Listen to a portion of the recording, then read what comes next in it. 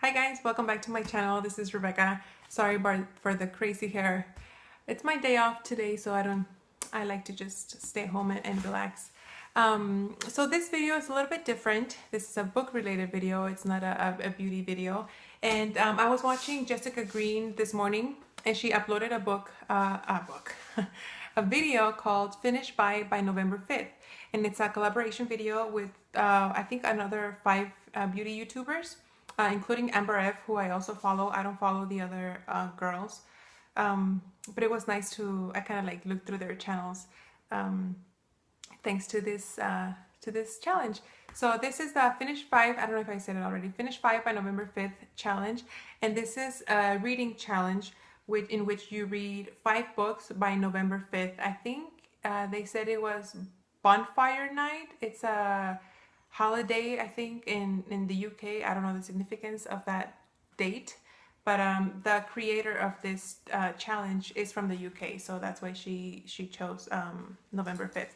And so this is really not going to be a big challenge for me because I'm already an avid reader. I average about 6 to 8 books a month, and that's including 1 or 2 audiobooks. I like to listen to audiobooks in the car. But I picked 5 books that I have been putting off for a while, and I just don't want another year to pass and me not have read those books. So I picked 5 books that I want to make sure I read this year. So yeah, let me show you guys which books I chose.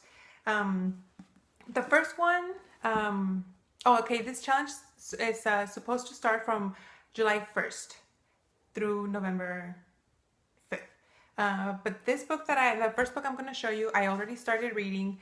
I'm about 80 pages in, and it's called Cathedral of the Sea.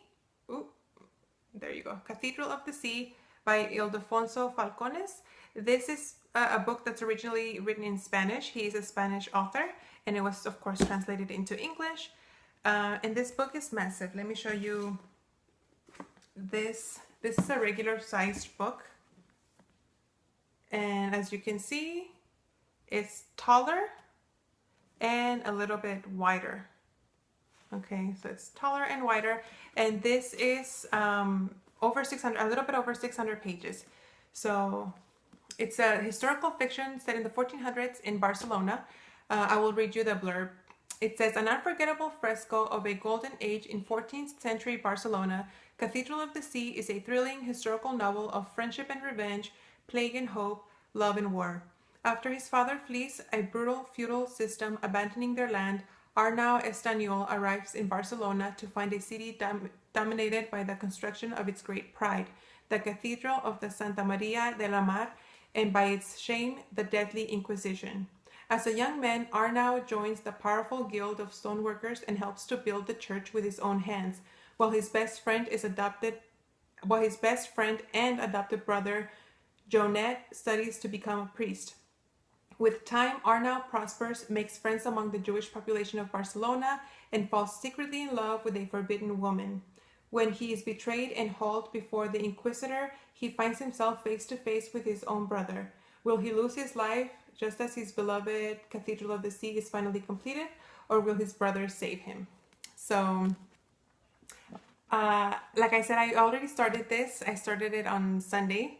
I've read about 80 pages, but oh my goodness, so much bad stuff has happened in the first 80 pages, and I'm just like, what's gonna happen in the rest of the book? I mean, I have 500 pages left to go, and it seems like a lot of things have happened already. It's like watching a bad wreck. You can't take your eyes away. That's how I feel about this book. So I'm very, very excited. I will let you guys know what else happens in this book, how much I liked it, and I'm just excited. I'm just excited of what else, because it feels like all the things that happened in the first 80 books, 80 pages should have happened like by the middle of the book, and it's not even close to being the middle of the book. So I just can't. I'm excited to see where this book goes. The second book that I have is Reason to Breathe by Rebecca Donovan from the Breathing series. I bought this book about, I want to say 4 years ago. And I have the 3 books. It's a trilogy. It's a young adult. No, I think it's a new adult contemporary. And I bought this because, you know, when you buy books in Amazon, it gives you like customers also bought or recommendations based on what you've purchased before. And it had 4.5 stars. And then I went to Goodreads and it had 4 stars rating.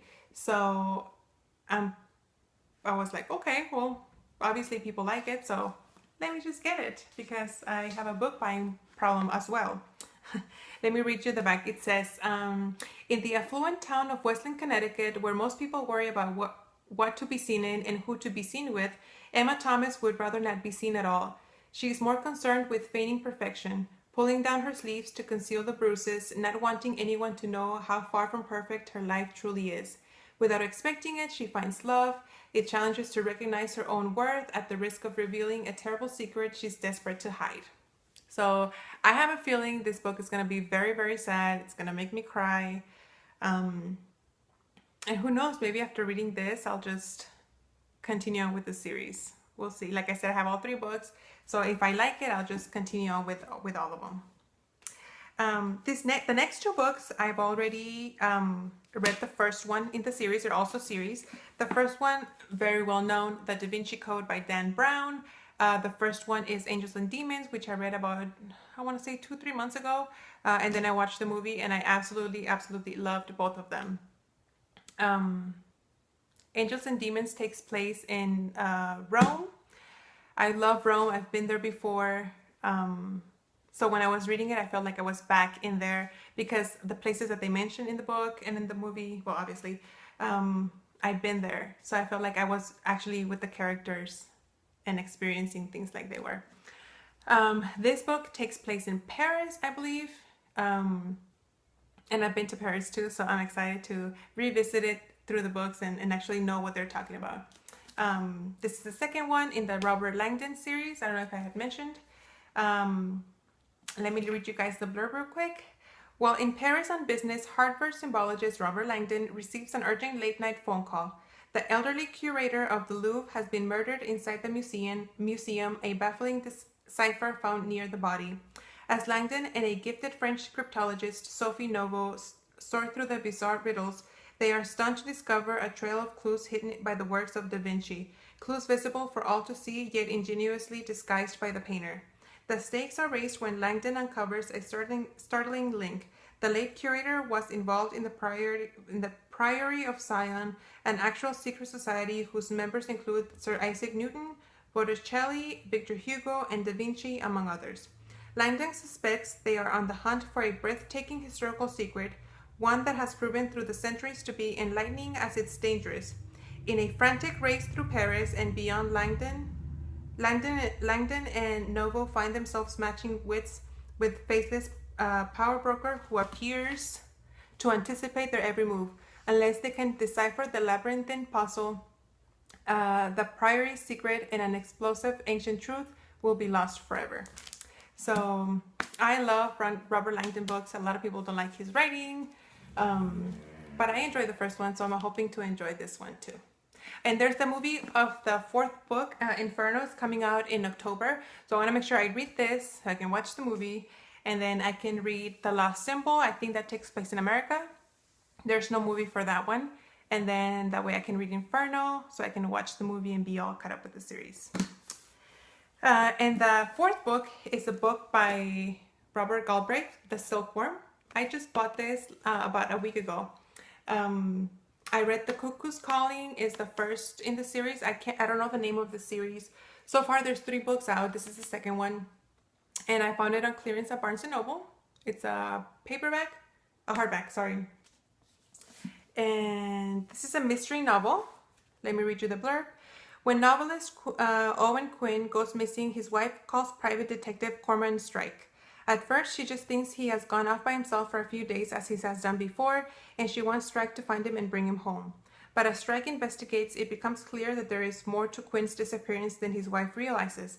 The novelist has just completed a manuscript featuring poisonous pen portraits of almost everyone he knows. If the novel is published, it will ruin lives, so there are a lot of people who might want to silence him. And when Quinn is found brutally murdered in bizarre circumstances, it becomes a race against time to understand the motivation of a ruthless killer, a killer unlike anything Strike has encountered before.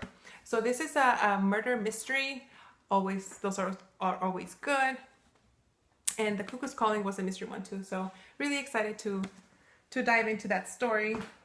And the last book is a tiny book. It's about, I don't know, 200, a little bit over 200 pages.